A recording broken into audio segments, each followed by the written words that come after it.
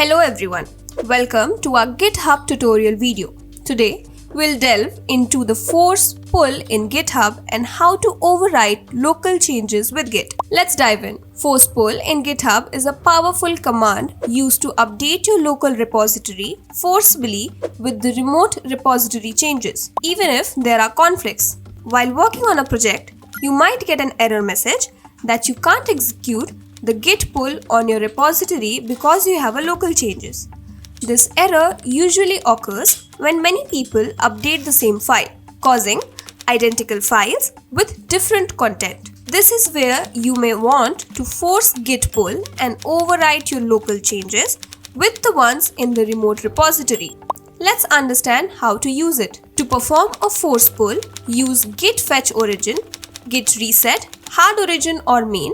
This command will discard and overwrite all of your uncommitted local changes and set the state of the branch to the state of the remote you just fetched. The hard option performs a hard reset on the origin or main branch.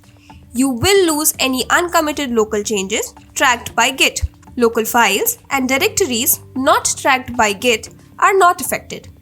Now, let's talk about overwriting local changes with Git. Suppose you want to discard local changes and overwrite with the latest from the remote repository. Use git fetch origin, git reset hard origin or main. Here, git fetch gets the latest changes from the remote and git reset hard resets our local branch to match the remote, discarding any local modifications. Remember, force pull and overwriting local changes should be used carefully, as they can lead to the loss of unsaved work. And that's how you perform a force pull in GitHub and override local changes with Git. Happy coding! Thanks for watching. Stay tuned for more tips and tricks on mastering Git and GitHub.